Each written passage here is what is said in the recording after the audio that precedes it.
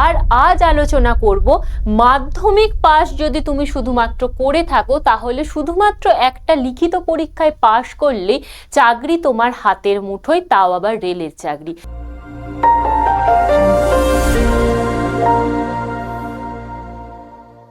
ঠিক কিভাবে পরীক্ষা দেবে, কিভাবে ফর্ম ফিল আপ করবে, তার সমস্ত বিস্তারিত আলোচনা করব আজকের এই ভিডিওতে। তাহলে চলো শুরু করা যাক। Hello student, welcome to BSSI competitive YouTube channel. এই চ্যানেলে তোমাদের অনেক অনেক স্বাগত। আজকে আমাদের আলোচনার বিষয় হচ্ছে মাধ্যমিক পাশে রেলের চাকরি পাওয়ার সুযোগ। তোমরা ভাবো যে সেন্ট্রাল গভর্নমেন্ট চাকরি মানেই সেখানে প্রশ্ন হবে হিন্দি ইংলিশে, না, প্রশ্ন হবে বাংলায়। এছাড়াও তোমরা যেটা ভাবো যে ম্যাডাম ইংলিশটা তো আমার ঠিক আসে না, আমি কি পারবো? তাহলে তোমাদেরকে বলে রাখি, ইংলিশ সাবজেক্টটাই এই চাকরির পড়তে নেই। তাহলে ঠিক কোন চাকরি নিশ্চয়ই তোমার জানতে ইচ্ছা করছে। তাহলে চলো সম্পূর্ণ বিষয়টা একে একে বলবো, পাশাপাশি বলবো কিভাবে তুমি পরীক্ষা দেবে, কিভাবে নির্বাচন হবে তোমার, এছাড়াও বয়স কত লাগে, বেতন কত পাবে, সমস্ত বিষয়টাই কিন্তু আলোচনা করব। তোমরা ইতিমধ্যে সকলেই জানো যে আরআরবি গ্রুপ ডি তার নোটিফিকেশন কিন্তু বেরিয়ে গেছে এবং আজ থেকে তার ফর্ম ফিল আপ শুরু হয়েছে। এই আরআরবি গ্রুপ ডি নিয়েই কিন্তু আমরা আলোচনা করব। এখানে দেখো 2026 লেখা রয়েছে, কারণ 26-এ ফর্ম ফিল আপটা হচ্ছে, কিন্তু এটা তোমরা জানো যে 2025-এর ভ্যাকেন্সি রিলিজ হয়েছে। এরপরে 2026-এ আবারও নতুন করে ফর্ম ফিল আপ হবে, আবারও তোমরা ফর্ম ফিল আপ করতে পারবে, পরীক্ষা দেওয়ার সুযোগ পাবে। সুতরাং রেলকে টার্গেট করো, কারণ প্রতি বছর বছর রেলের পরীক্ষা হয়। এবারে পরীক্ষায় হলো না ঠিক মতো, যারা ধরো 2024-এ ভালোভাবে হয়নি, তারা নিশ্চিত এবারে 2025-এর চাকরিটা অবশ্যই পাবে। সেই রকমই তোমরা যদি এখন থেকে প্রিপারেশন নেওয়া শুরু করো তাহলে নিশ্চিত তোমরা পাবেই পাবে। তো চলো সম্পূর্ণ বিষয়টা আজ আলোচনা করি। ভারতীয় রেলওয়ে রিক্রুটমেন্ট বোর্ড কিন্তু এই পরীক্ষাটা পরিচালনা করে এবং এর মাধ্যমে লেভেল 1 পদে নিয়োগ হয়। এই যে আরআরবি গ্রুপ ডি, এটাকে রেলের লেভেল 1 পদ বলা হয়। এর মাধ্যমে কি কি পদে নিয়োগ করা হয় না, ট্র্যাক রক্ষণাবেক্ষণকারী, তাছাড়া হচ্ছে বিভিন্ন প্রযুক্তিগত যে বিভাগ রয়েছে তার হেল্পার, সহকারী হিসাবে কিন্তু তোমাদের নিয়োগ করা হয়। এবং 27/12/2025 তারিখে কিন্তু এর ইন্ডিকেটিভ নোটিফিকেশন প্রকাশিত হয়েছিল, তোমরা সেটা জানো। আর গতকাল কিন্তু তার ফুল নোটিফিকেশন প্রকাশিত হয়ে গেছে, এই তার ঝলক। এবং সম্পূর্ণ নোটিফিকেশনটা পড়ে যে সমস্ত বিষয়গুলো তোমাদের জানা দরকার, তোমরা অনেকেই ভুল করে থাকো, সেই সমস্ত বিষয়গুলোই কিন্তু আলোচনা করব। তো সবার আগে দেখে নাও যে পরীক্ষার ফর্ম ফিল আপটা ঠিক কতদিন চলবে। তোমরা জানো ইন্ডিকেটিভ নোটিফিকেশন প্রকাশিত হয়েছিল হচ্ছে 27শে ডিসেম্বর এবং আবেদন শুরু হয়েছে আজ থেকে 31শে জানুয়ারি এবং আবেদন চলবে হচ্ছে 2রা মার্চ পর্যন্ত। আর আবেদন মূল্য জমা করার শেষ দিন থাকবে কিন্তু 4ঠা মার্চ। অপরদিকে সংশোধন করার দিন, ধরো ফর্ম ফিল আপ করতে গিয়ে কোনো তোমার ভুল হয়ে গেছে, তাহলে তোমাকে সেটা ঠিক করতে হবে। সেই মডিফিকেশনের ডেট থাকবে তোমার 5ই মার্চ থেকে 14ই মার্চ পর্যন্ত। এই গেল তোমার গুরুত্বপূর্ণ তারিখের বিষয়। এরপর দেখো যে কোন কোন পদে নিয়োগ হবে। সেক্ষেত্রে দেখো পয়েন্টসম্যান পদে নিয়োগ হবে, অ্যাসিস্ট্যান্ট লোকো শেড, অ্যাসিস্ট্যান্ট এস&টি, তারপরে অ্যাসিস্ট্যান্ট অপারেশন, অ্যাসিস্ট্যান্ট পিওএ, তারপরে CNW bridge, track machine, track maintainer grade 4, এছাড়াও হচ্ছে অ্যাসিস্ট্যান্ট টিএল অ্যান্ড এসি। এই এতগুলো পদে কিন্তু নিয়োগ হবে। কলকাতাতেও ভ্যাকেন্সি রয়েছে, দুটো রিজিয়নে ভ্যাকেন্সি রয়েছে, সেই সমস্ত আলোচনা করব। তো চলো এরপর আমরা যেটা দেখব যে বয়স সীমা কি থাকছে। বয়সসীমার ক্ষেত্রে দেখো জেনারেলরা 18 থেকে 33 বছর বয়স পর্যন্ত আবেদন করতে পারবে এবং সরকারি নিয়ম অনুযায়ী ওবিসি এবং এসসি এসটি প্রার্থীরা যেমন ছাড় পায় এক্ষেত্রেও ঠিক তাই। সেক্ষেত্রে দেখো ওবিসি প্রার্থীরা 36 বছর বয়স পর্যন্ত আবেদন করতে পারছে এবং এসসি এসটি প্রার্থীরা কিন্তু 39 বছর বয়স পর্যন্ত আবেদন করতে পারছে। আর আপার এজ লিমিট মানে ডেট অফ বার্থের হচ্ছে সেটা ইউআরদের ক্ষেত্রে 2/1/1993 এবং ওবিসির ক্ষেত্রে 2/1/1990 এবং এসসি এসটির ক্ষেত্রে হচ্ছে 2/1/1998। মানে তোমার এই 1993 2/1/1993 এর আগে জন্ম হলে তোমার হবে না, 2/1/1993 এর পরে তোমার জন্ম হতে হবে। আর পরবর্তী ক্ষেত্রে হচ্ছে লোয়ার এজ লিমিট, মানে যেটা হচ্ছে 1/1/2008, 1/1/2008 এর পর যাদের জন্ম তাদের কিন্তু হবে না। ঠিক আছে, এটা হচ্ছে লোয়ার এজ। তাহলে বুঝতে পারলে এই বিষয়টা। এবারে একটা বিষয় বলে রাখি, এই যে তোমরা জেনারেল, ওবিসি, এসসি, এসটি দেখতে পাচ্ছ, এদের কিন্তু ওবিসি, এসসি, এসটি এর থেকে সেন্ট্রালের একটা সার্টিফিকেট তোমায় বার করতে হবে। ওবিসির ক্ষেত্রে যেমন ওবিসি এনসিএল এবং এসসি এসটি সেন্ট্রাল সার্টিফিকেট তোমাকে বার করতে হবে। সেটা কিভাবে বার করবে সেটা কি তুমি জানতে চাও? তাহলে অবশ্যই কমেন্ট বক্সে কমেন্ট করো কিভাবে ফর্ম ফিল আপ করবে, কিভাবে সেই সেন্ট্রাল সার্টিফিকেটটা পাবে, যাতে তুমি as a SC ST candidate treat হও।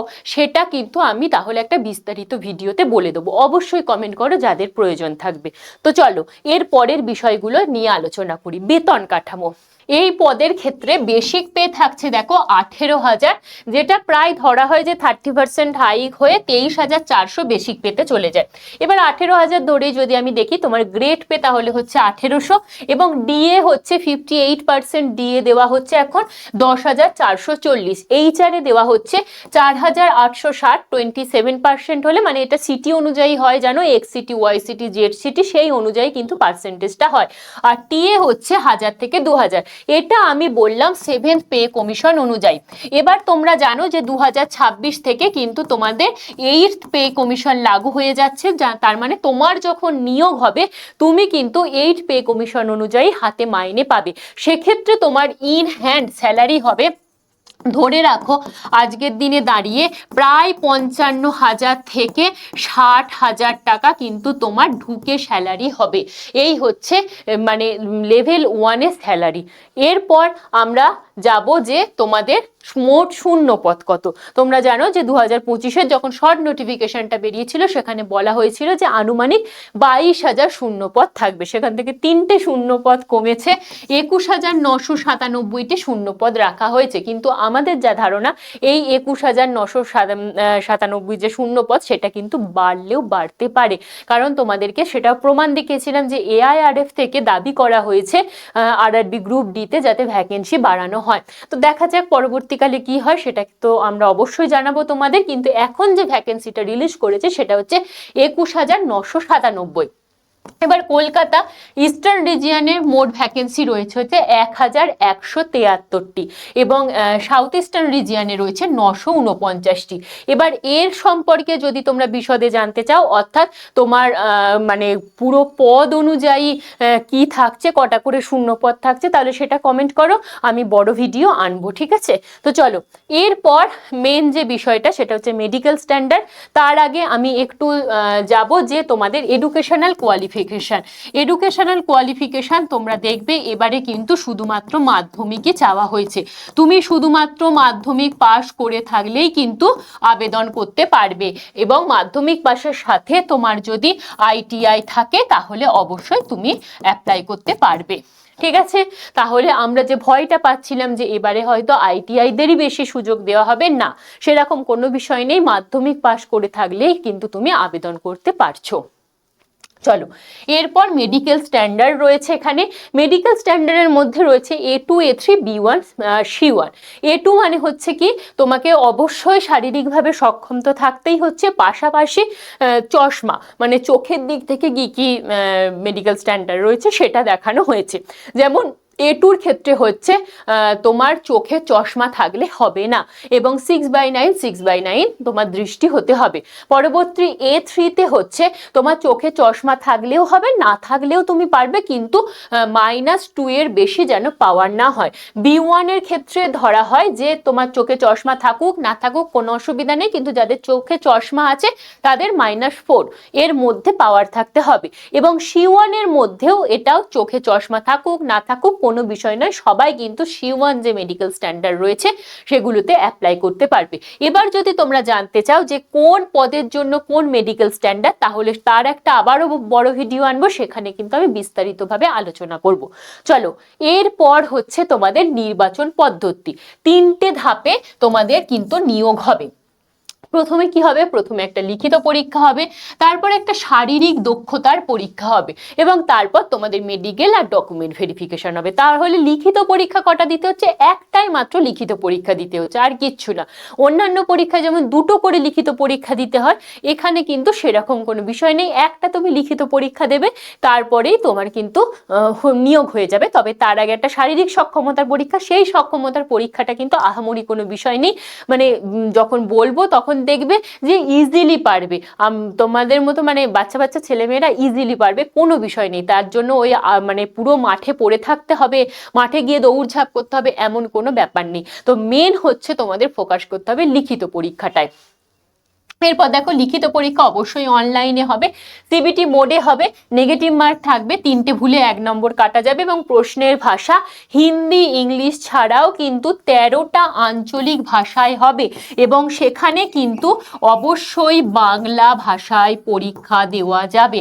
সেন্ট্রাল গভর্নমেন্টের পরীক্ষা কিন্তু রেলের বাংলা ভাষায় পরীক্ষা দেওয়া যাচ্ছে। সুতরাং বলো, এবার কি তুমি এই ফর্মটা ফিল আপ করবে? ফর্মও বেরিয়ে গেল। দেখো চলো, এরপর দেখবো যে কি কি সিলেবাস থাকে।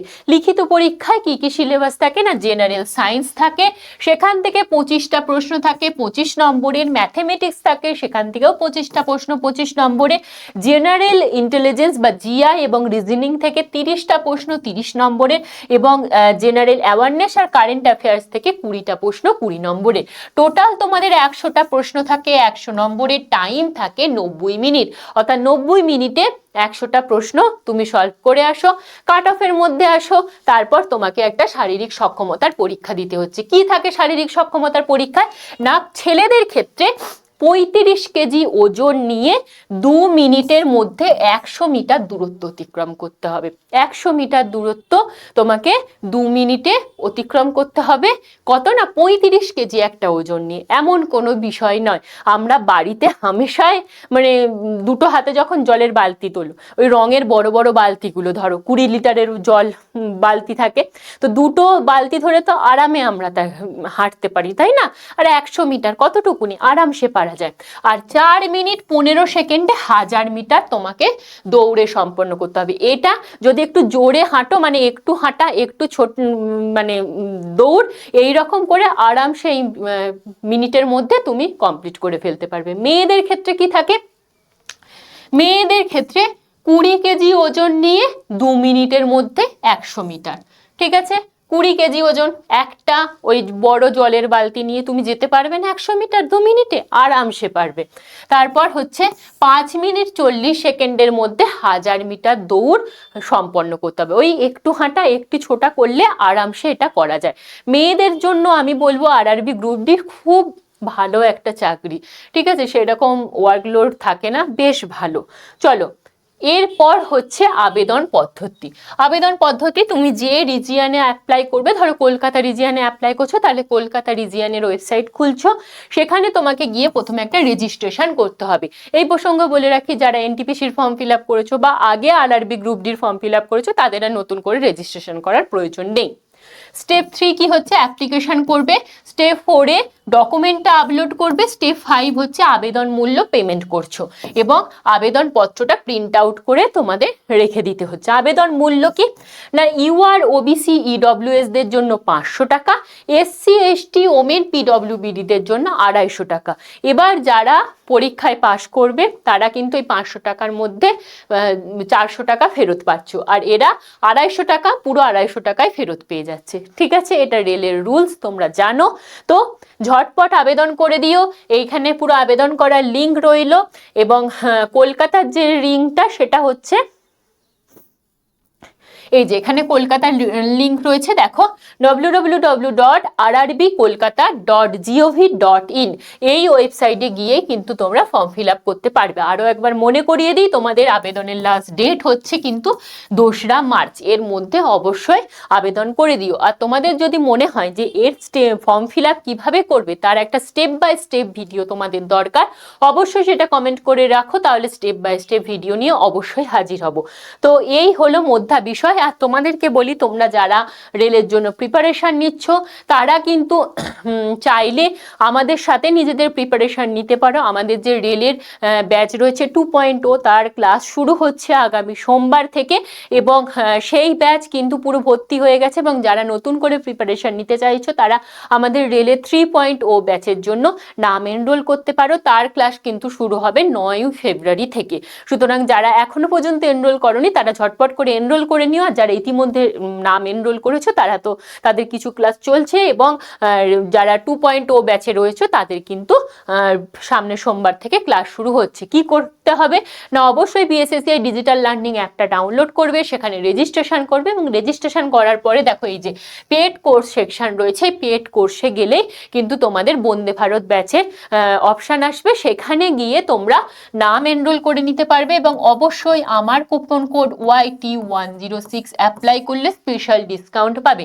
আর যদি মনে হয় যে কোনো প্রশ্ন থাকে তাহলে অবশ্যই আমার যে ফোন নাম্বার 9674431123 এই নাম্বারে তোমরা মেসেজ করতে পারো, আমি তোমাদের প্রশ্নের সমস্ত উত্তর দিয়ে দেব। এই ছিল আজকের মধ্যা বিষয়, এবং বাকি যে কোন রিজিয়নে কত ভ্যাকেন্সি সেই সমস্ত ভিডিও নিয়ে এই চ্যানেলেই হাজির হব। ততক্ষণ পর্যন্ত এই চ্যানেলের সাথে জুড়ে থাকতে হবে। সকলে খুব ভালো থেকো, প্রিপারেশন বজায় রেখো। মেয়েদের জন্য বলবো এটা কিন্তু খুব একটা সুবর্ণ সুযোগ, এবং রেলে কি কি সুযোগ সুবিধা পাওয়া যায় সেটা তো ইতিমধ্যে একটা ভিডিও করেছি, সেটা দেখে নিও। এবং সেটা দেখার পর আমার মনে হয় সবাই তোমরা এই রেলের ফর্মটা ফিল আপ করবে। সকলে খুব ভালো থেকো, প্রিপারেশন বজায় রেখো। আজকের মতো এই পর্যন্তই। Thank you.